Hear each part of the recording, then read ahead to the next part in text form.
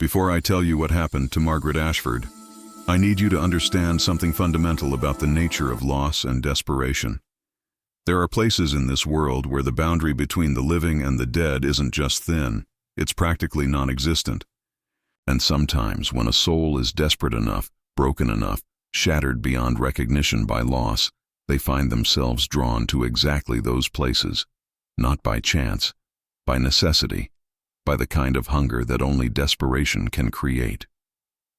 Before you continue reading, I want you to think about something. If you were so broken that you didn't know how to exist anymore, would you walk toward the darkness, or would you run from it? Margaret Ashford bought the Corvin estate for exactly $47,000 in the winter of 1998. That was the asking price, which should have told her something immediately. A Victorian mansion on 12 acres of overgrown countryside in upstate New York, complete with original fixtures, mahogany paneling, a library that smelled like old leather and forgotten centuries, a master bedroom with views of the Catskill Mountains, and a wine cellar that still contained bottles from the 1920s, all for less than half of what such a property should have cost on any rational market. But Margaret wasn't thinking about real estate values. She wasn't thinking about market rates or investment potential or the wisdom of purchasing property alone at 72 years old. She was thinking about survival, though even that word was too generous for what she actually required.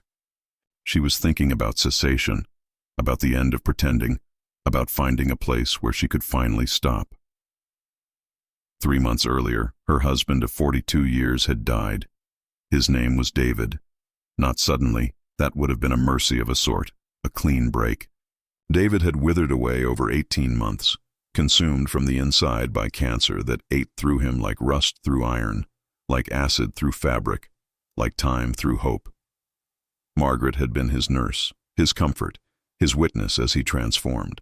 From the strong, laughing man she'd married into something hollow and afraid, a man who no longer recognized himself in the mirror.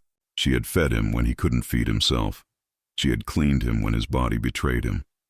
She had sat by his bed at 3 a.m, listening to him breathe, counting each breath as if breathing itself was an accomplishment, which by the end it was. She had held his hand as the doctors came in with different versions of the same bad news. She had nodded while her children tried to prepare her for his death, as if any amount of preparation could actually prepare you for the moment when the person you've been for most of your adult life simply ceases to exist. On the morning he died, a Tuesday morning, gray and unremarkable, the kind of morning that shouldn't be significant enough to rewrite history, David had squeezed her hand with what little strength remained in his body. His grip was barely discernible, the pressure of a leaf landing on skin. But Margaret felt it as if he'd grasped her with the strength of his younger self. He'd whispered a single sentence that would redefine everything that came after, a sentence that would echo in her mind for every day and night that followed. Don't follow me, Margaret. Not yet. Live. Actually live. Do you understand? Not the pretending, the real thing. And then he was gone. His hand went slack. His breath stopped. The room became instantly smaller and larger at the same time, a paradox of space that Margaret would never fully understand. The funeral had been a performance. Margaret had played the role of the widow with an accuracy that would have impressed a trained actor. She'd accepted condolences with a composed face. She'd thanked people for flowers. She'd made arrangements with the funeral director about the service, about where his body would be placed, about the music, about the readings. She'd spoken at the service about their decades together. She'd cried at appropriate moments. Everyone had said she was handling it remarkably well. What no one had said was that Margaret had been watching herself from outside her body this entire time, observing a woman who looked like her going through motions that belonged to living, to functioning, to continuing. The house they'd shared for 38 years, a colonial on Elmwood Avenue in New Jersey, the house where they'd raised 2 children, the house where David had built a study and she'd created a garden, suddenly became a monument to absence. Every room echoed with the phantom weight of his presence. The study where he'd read every evening held the impression of his chair so deeply that Margaret couldn't bear to look at it. The leather arm of the reading chair was worn smooth by his hands. The kitchen still smelled faintly of his morning coffee. a smell that would appear randomly on certain mornings and send Margaret into a panic of grief so profound she couldn't breathe. The bedroom. God, the bedroom was unbearable. That had been the worst part, not the hospital, not the funeral, not the legal matters afterward. It was the bedroom. At night, Margaret would lie awake in the dark listening to the absolute silence, which was somehow louder than any sound she'd ever heard, louder than traffic or music or even human voices.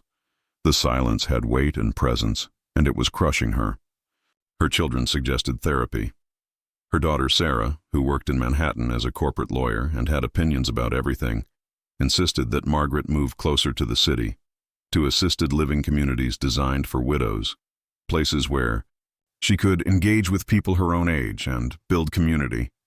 Her son, Tom, who meant well but had never truly understood his mother, suggested she travel. "Get out of that house," he kept saying in the careful tone one uses with the mentally fragile. "It's not healthy. You need a change of scenery." Her daughter-in-law, who had never liked Margaret much anyway, had suggested medication. "My mother was on something wonderful," she'd said. Really helped her adjust. But Margaret understood something they didn't. Something they couldn't understand because they hadn't been married for 4 decades and then suddenly unmarried. She wasn't depressed. That was too simple, too clinical, too easily fixed with pills and conversation. She was absent. She was a person pretending to be alive, moving through days like water moving through a sieve, technically present but fundamentally gone. A ghost haunting the life she'd constructed. David had asked her to live. She couldn't figure out how to even want to, how to find the will or the reason or the basic biological drive to continue. Then, one evening in November, while scrolling through real estate listings with the desperate energy of someone looking for anything to fill time, Margaret saw it. The Corvin Estate. Built in 1887, 12 acres, colonial revival architecture with Victorian additions. The listing described it in the clinical language of real estate. Charming period property requiring cosmetic updating, unique architectural details. Potential for renovation enthusiasts. But the photographs told a different story. The house in those photographs looked abandoned, in a way that went deeper than mere neglect. It looked repelled. It looked like a place where the human world had tried to establish itself and had been gently but firmly rejected. Margaret studied the photographs for an hour. She looked at every image, examining the windows, the overgrown gardens, the cracked stonework, the fence that listed at a precarious angle as if trying to escape. She read the listing details again and again. No recent sales comparable. Price reduced twice in 3 months. The phrase highly motivated seller appeared twice. She looked up the county records. The property had been owned by the Corvin family since 1887. The last resident, Eleanor Corvin, had died in 1947.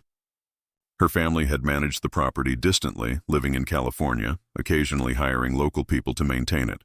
But eventually maintenance had stopped. By the 1990s, the estate was essentially abandoned, a beautiful corpse rotting slowly in the New York countryside. At 11 p.m., Margaret called the real estate agent whose number appeared in the listing. "I'd like to see the property," Margaret said, "as soon as possible." The agent, a woman named Christine who worked for a local firm, seemed surprised to receive a call so late. "Of course I can arrange that. When would you like?" "Tomorrow," Margaret said. "First thing." The drive north took 3 hours. Margaret drove David's car, which she still couldn't bring herself to trade in, though it had been 6 months and his scent had finally faded from the upholstery. She drove through the suburban sprawl of northern New Jersey, then into the region where development became sporadic, then into the real countryside where forests actually existed and the world felt less managed. The Corvin estate emerged from the bare November trees like something from a Gothic novel, all Victorian angles and granite corners, with windows that seemed to watch rather than see. The massive wrought iron gate at the end of the drive was partially open, hanging at an odd angle. The gravel drive itself was cracked and broken, with weeds pushing through in anarchic patterns that suggested the earth was actively trying to reclaim the territory. The house itself was enormous. Margaret had seen the photographs, but photographs couldn't capture scale, couldn't convey the sheer mass of stone and wood and glass. The house seemed to absorb light rather than reflect it. Even on a bright November afternoon, it sat in shadow. Christine arrived 15 minutes later, driving a sensible Honda with her real estate company's logo on the side. She was younger than Margaret had expected, probably in her mid-30s, with the exhausted energy of someone who'd been showing properties in the off-season to unmotivated buyers in a dying market. "It's quite something, isn't it?" Christine said, and there was something in her voice that suggested she meant quite something terrible, quite something disturbing, quite something that didn't make sense as a possession. "It is," Margaret agreed. Christine gave her the rehearsed speech as they walked toward the house. "It's a bit rough, obviously. The previous owner, Eleanor Corvin, passed away in 1947. Her family handled the estate, but they live in California and weren't particularly interested in maintaining it. The house has been on and off the market for years. No one's made an offer, even at this price. Most people get a feeling about it, they say, like the place doesn't want them here." Margaret felt something shift inside her chest, a sensation like a stone that had been sitting in her stomach finally moving. Not fear, something closer to recognition, something closer to homecoming. "Can I look around alone?" Margaret asked. Christine seemed relieved, as if she'd been hoping Margaret would ask for exactly this. She handed over the keys, which were old and heavy, bronze with an ornate head. She returned to her car and sat there with her phone. And Margaret walked into the Corvin estate like she was walking into the last honest thing in a dishonest world. The entrance hall was vast, with a vaulted ceiling and a grand staircase that split into two branches ascending to the second floor. Afternoon light fell through the fan light above the door, creating geometric patterns on the floor. The interior was a museum of time stopped. Furniture remained under white sheets like ghosts of furniture, like memories given shape. Paintings hung on walls, showing stern-faced Victorians and landscapes of places that no longer existed as they'd been captured. A coat rack still held a coat from decades past. Margaret moved through the first floor slowly. A sitting room with brocade walls. A dining room with a table that could seat 20. A kitchen with an enormous cast-iron stove that probably hadn't been used since the 1950s. Everything was remarkably preserved by abandonment in a way that seemed deliberate, as if the house itself had made a choice to remain exactly as it had been. The library was on the left side of the mansion, a room that was perhaps 30 feet long and 20 feet wide, with floor-to-ceiling bookshelves on 3 walls. There was a rolling ladder, mahogany fittings, a reading chair positioned near the window. The smell hit Margaret first: paper and aged leather, dust and time, the accumulated scent of thousands of books aging silently in the same room for decades. She stood in the doorway and simply breathed it in. But there was something else in the Corvin estate. Something that lived in the walls. Margaret felt it most acutely when she reached the upper hallway on the second floor. She was examining the bedrooms, the dozens of bedrooms, many of which still contained furniture and personal items. But in the upper hallway, the central corridor that ran the length of the house's second story, the temperature dropped by at least 10 degrees. Margaret could see her breath misting in the air. The shadows seemed to pool in corners in ways that didn't match the angle of the afternoon sunlight filtering through the windows. And there was a sound, barely audible, like static from a radio tuned between stations. Like whispers, except there were no words, just the ghost of language, communication stripped of meaning, presence without content. Margaret stood in that hallway for a long time. Most people would have left then. Most people would have experienced that coldness, heard that sound, and would have immediately descended the stairs, returned the keys to Christine, driven back to the city, and never looked back. Most people would have listened to their instincts, which were screaming at them that this place was not safe, that this place was not meant for the living. Margaret stood in that hallway and closed her eyes. She breathed in deeply. She let the cold settle around her like a coat. She let the sound enter her ears and move through her mind without resisting it. And she understood, with the certainty of someone speaking from beyond the boundaries of logic, that this was exactly where she needed to be. This was where she needed to stop running from the pain. This was where she could finally exist in it, like a swimmer finally allowed to stop fighting and simply sink. This was where the pretending could end. "I'll buy it," she told Christine 20 minutes later. "You haven't even looked at the kitchen yet," the agent said. and there was genuine concern in her voice. Or the bathrooms. The plumbing is from the original construction. The electrical is dangerous. The roof needs work. The heating system is... I'll buy it, Margaret repeated, and there was something in her tone that made it clear she had already made a decision that no amount of practical objection could change. Today, whatever paperwork you need. I'll buy it as is. The sale closed in 3 weeks. Margaret had the funds, David's insurance settlement, their combined savings, the accounts they'd built over 40 years of working and living responsibly. She hired a lawyer to verify the title, which was clean.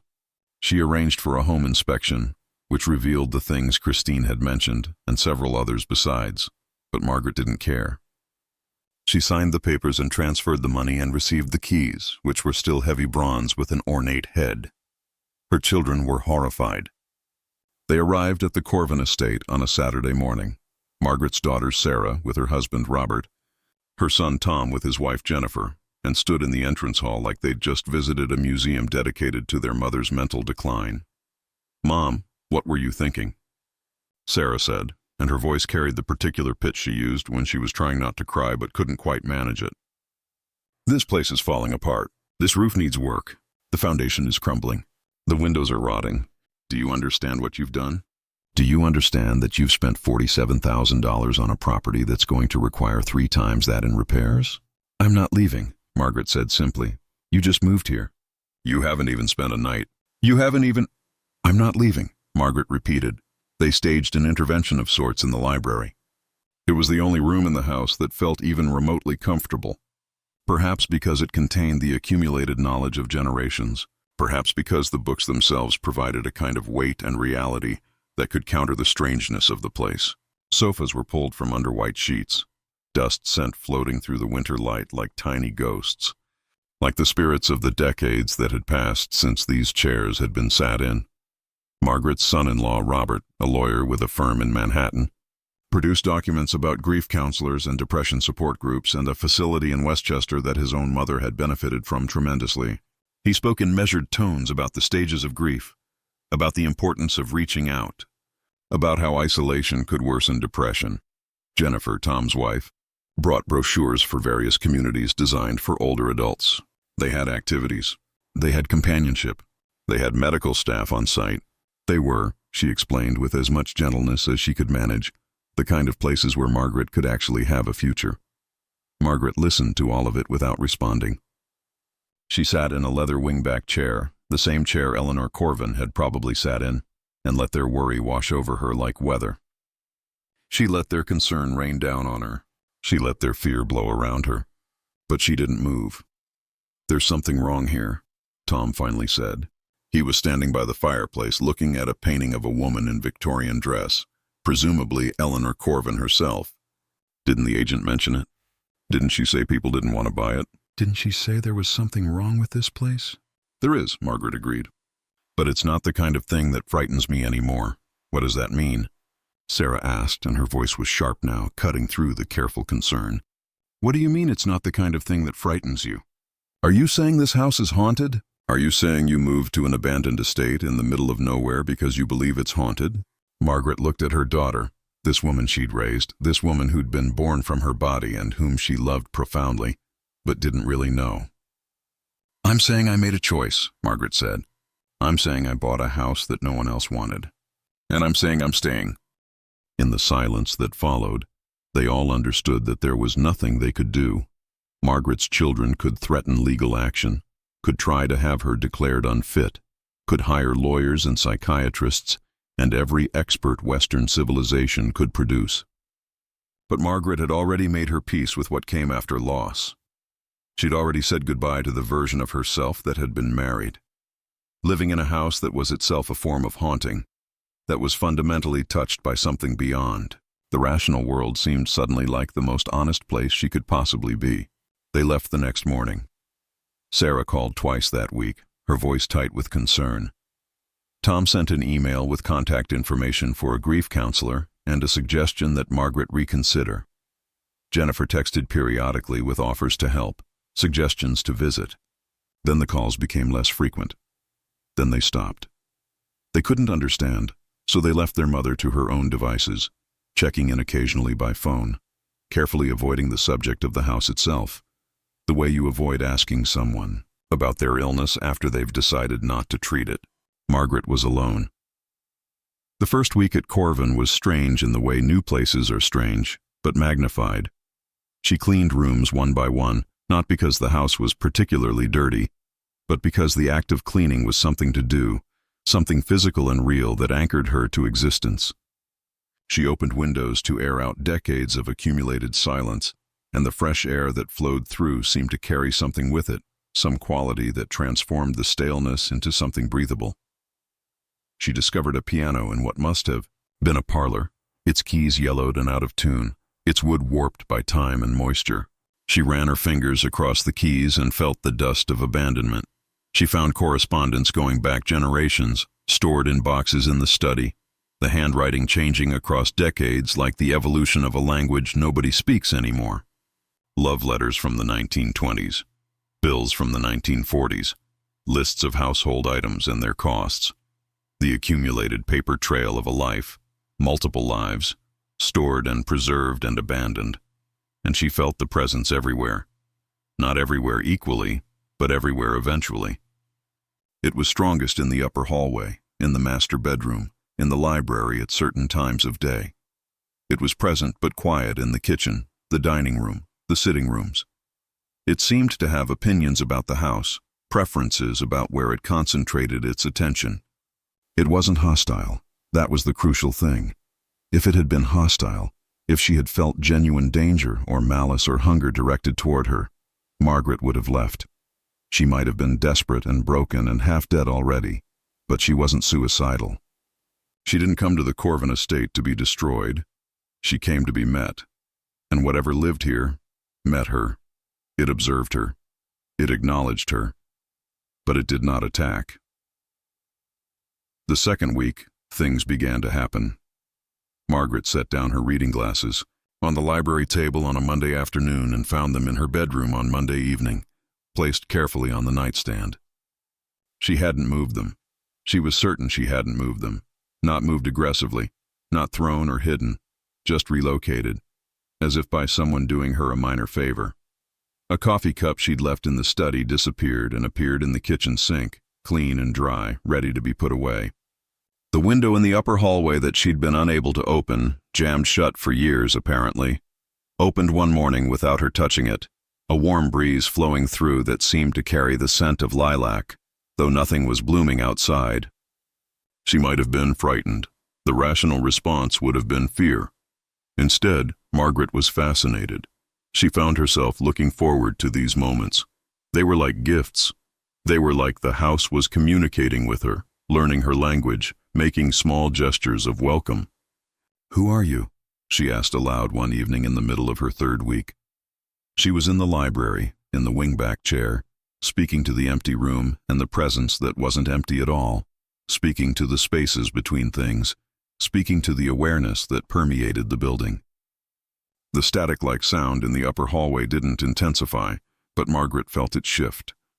It was like the quality of attention changed, like the presence that had been observing her had focused more fully. No words came. There were no supernatural messages or spirit communications or psychic revelations. But Margaret understood something in that moment, something deep and certain. This presence had been waiting for someone who wasn't afraid, waiting for someone who wasn't going to try to exorcise it or ignore it or pretend it wasn't real, waiting for someone who was themselves already partially crossed the threshold between the living and the dead, someone who understood the liminal space, someone perhaps who was already half dead themselves. Over the following months, Margaret developed a kind of relationship with the Corvin estate. Not a friendship exactly, not a haunting in the traditional sense, but something that existed in the space between those categories. She learned the patterns of its moods. The upper hallway was always cold, but was coldest on Tuesday evenings around 7.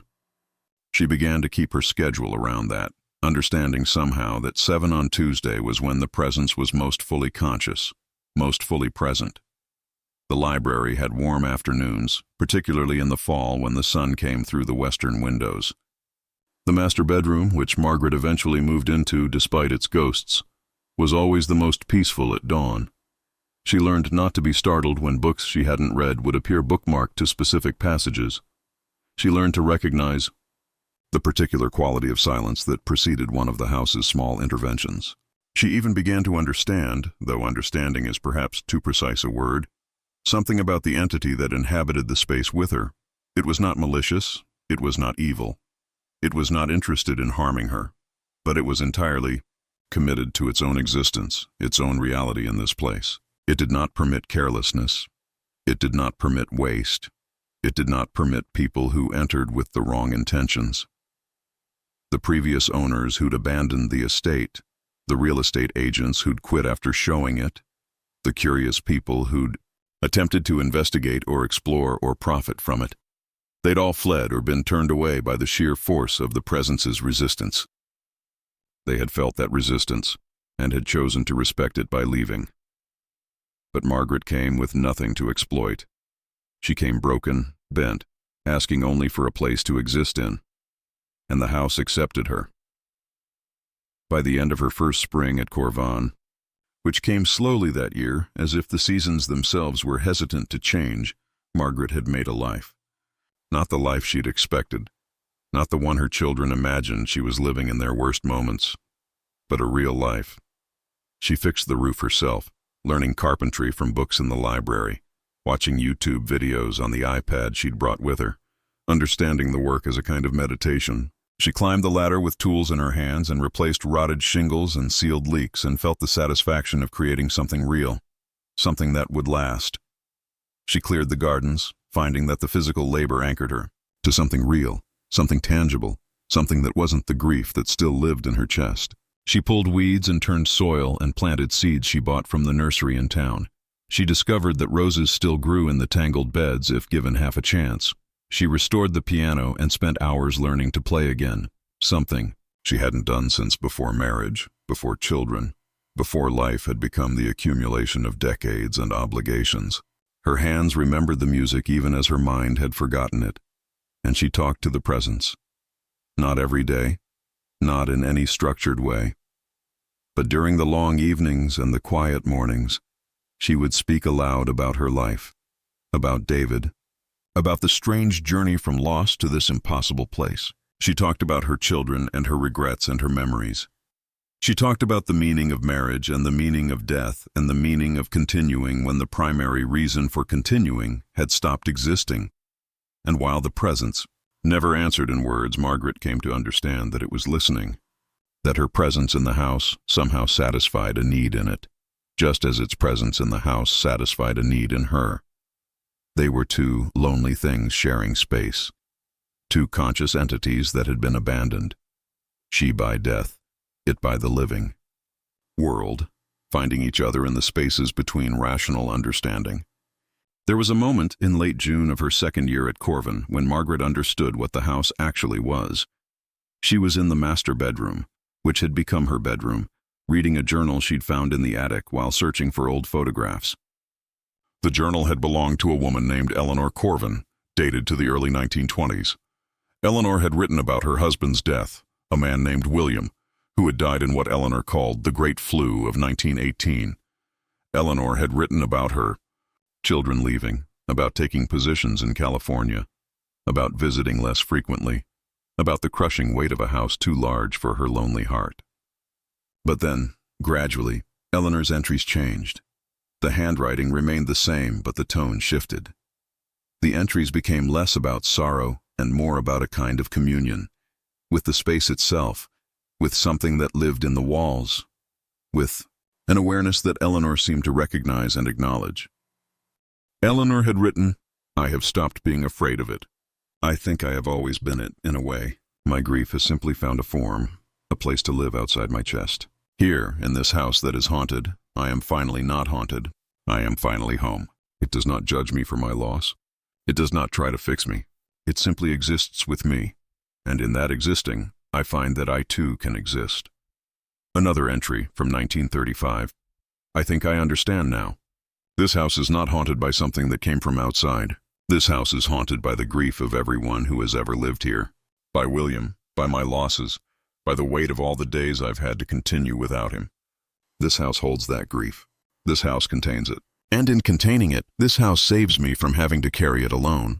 Eleanor Corvin had died in the master bedroom in 1947. The journals didn't say how or why. They simply stopped. The last entry was dated December 12, 1946. It is almost time. I can feel the change coming. Soon I will not be a woman living in a haunted house. I will be part of the haunt itself. I will be the presence that waits. I will be the awareness that acknowledges others. I will be the guardian of this place for whoever comes next. Whoever comes next will not have to be alone. That is enough. That is more than I ever hoped for. Margaret held the final journal in her hands and felt something click into place in her understanding with a finality that was almost physical. This wasn't a house that was haunted by a ghost in the traditional sense. This was a house that was itself conscious, alive in ways that conventional reality didn't permit. It fed on presence, on attention, on the kind of deep attention that only someone truly, profoundly present could give it. It fed on the presence of people who came to it broken and empty and willing to acknowledge what they felt. And Eleanor hadn't died here in the sense of ceasing to exist.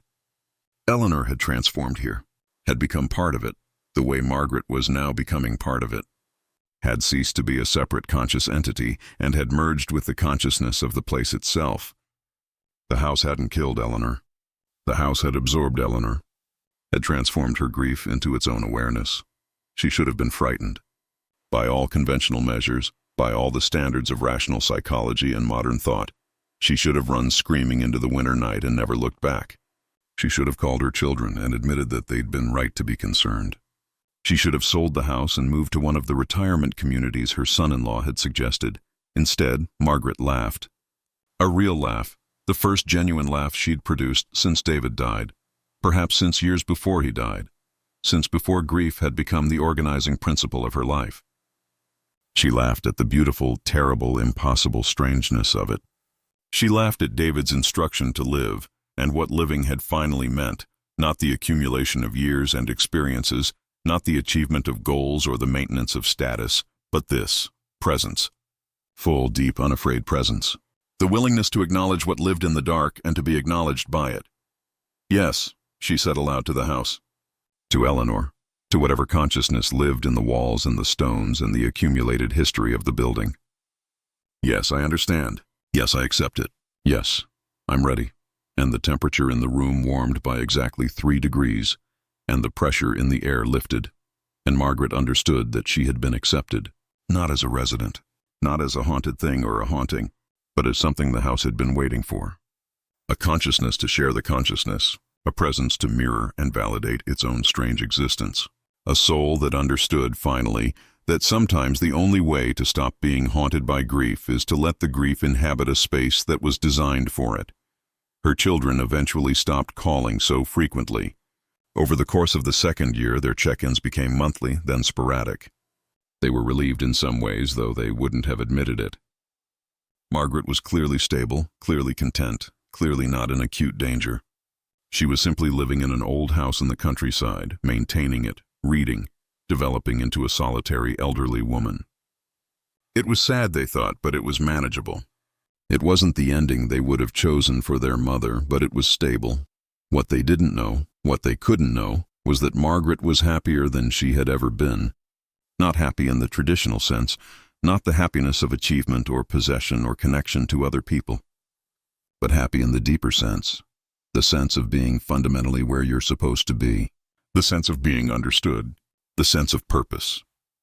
The Corvin estate became, over the years, something like a sanctuary, not just for Margaret, but for other things, other presences, other lost things.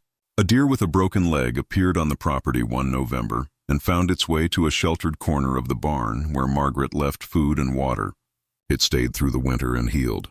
A woman fleeing domestic violence somehow found herself at the gate of the estate, cold and frightened and desperate.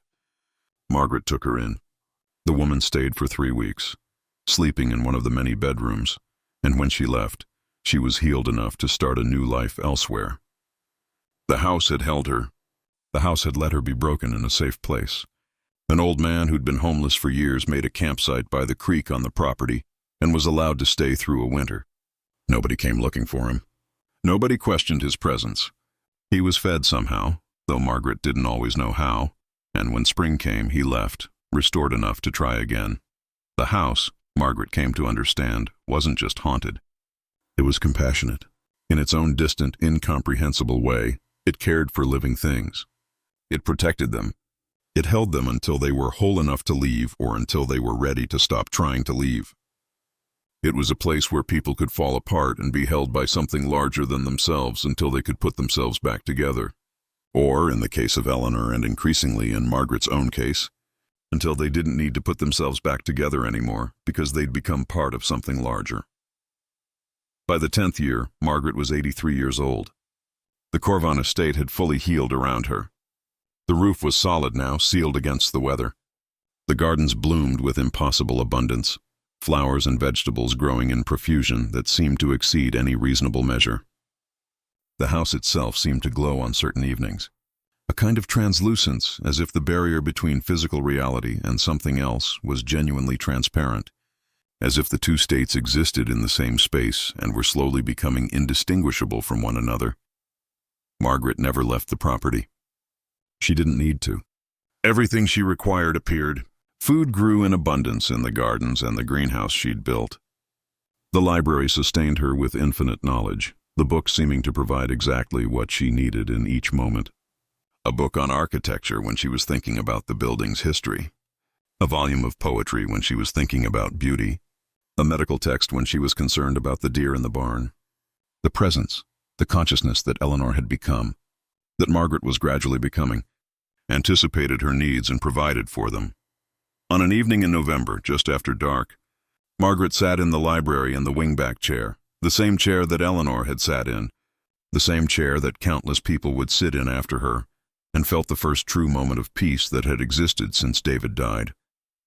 Not the absence of pain, not the forgetting or the moving on or the healing that therapists spoke about, but peace, the fundamental acceptance that this was where she was supposed to be, that her journey had been taking her here all along, that the moment David died wasn't the end of her life, but rather the beginning of the real life, the one where she could finally stop pretending and start existing. She closed her eyes and listened to the static-like whisper in the walls, and it sounded like breathing. Calm, regular breathing. The breath of the house itself. The breath of Eleanor. The breath of the presence that she was joining, that she was merging with, that she was becoming. And Margaret Ashford finally, truly, completely understood what it meant to live, years later, after Margaret had been gone for some time, not dead, exactly, but transformed into something else, integrated into the fabric of the house itself. The Corvan estate was sold again. The new owners were a young couple in their 40s seeking a renovation project, seeking something to do with their accumulated money and their accumulated time. They found Margaret's journals in the master bedroom nightstand and read them with the kind of fascination people have for documents left behind by the eccentric. They told themselves it was all quite lovely, quite poetic, quite the metaphor for how we all become part of the places we inhabit. They said nothing about the cold spots in the upper hallway. They said nothing about the books that appeared in different locations without having been moved by human hands. They said nothing about the dreams they started having, dreams where they were much older, or much younger, or entirely different people, dreams where they were walking through the house in different centuries, seeing it transform and rebuild itself through time. By the 3rd month they understood. They could feel the presence acknowledging them, assessing them, making decisions about whether they belonged. Most people would have panicked. Most people would have fled. But somewhere in the assessment, they understood that they weren't being judged as threats. They were being asked a simple question. Were they willing to be present? Were they willing to acknowledge what the house was? Were they willing to exist with something that existed on a different plane of reality? They stayed. They made repairs but moved slowly. They furnished the rooms but left many empty. They lived in the house the way Eleanor and Margaret had lived in it, not as owners, but as caretakers, as guardians, as conscious entities sharing space with something larger and older and more aware than themselves. And sometimes on Tuesday evenings at 7, in the upper hallway where the air grew cold, they would feel a presence that was not threatening, and they would understand.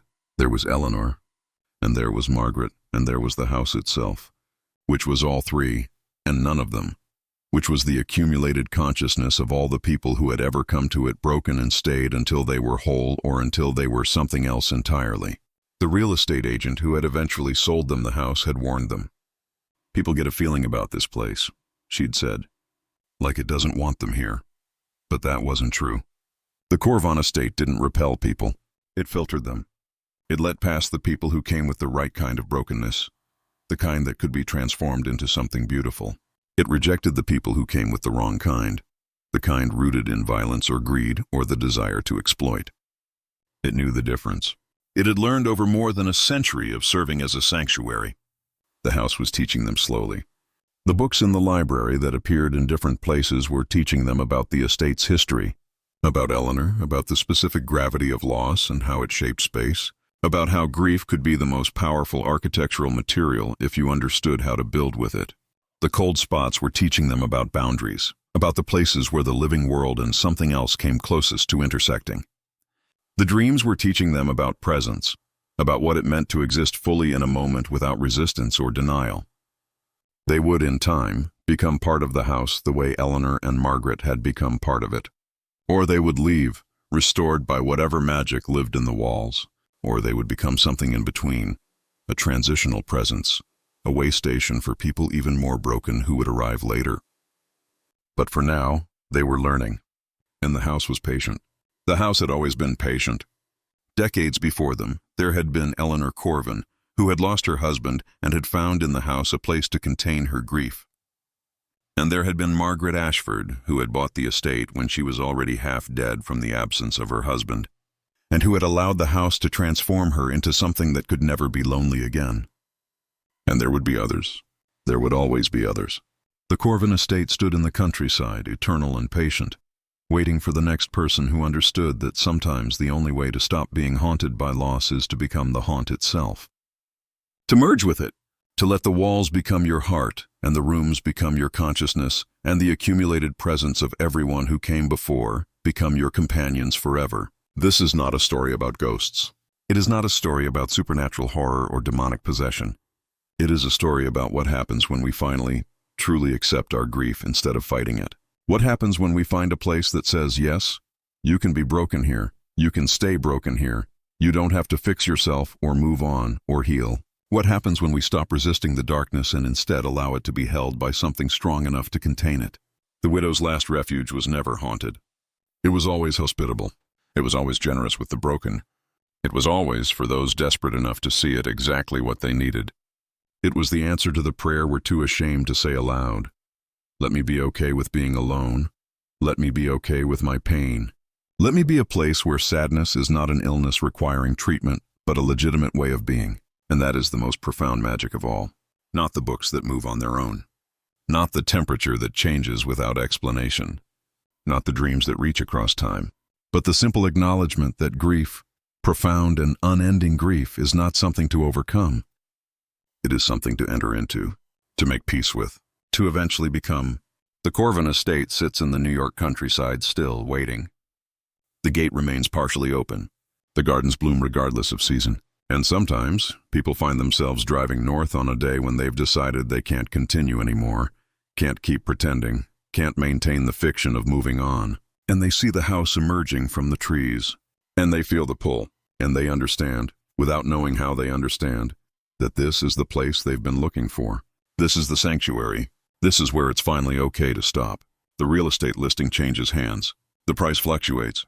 But the house remains, eternal, patient, hungry not for violence or destruction, but for presence. For the deep, unafraid, fully honest presence of someone who is finally ready to stop running from their own grief and start living with it instead. This is the true ghost story.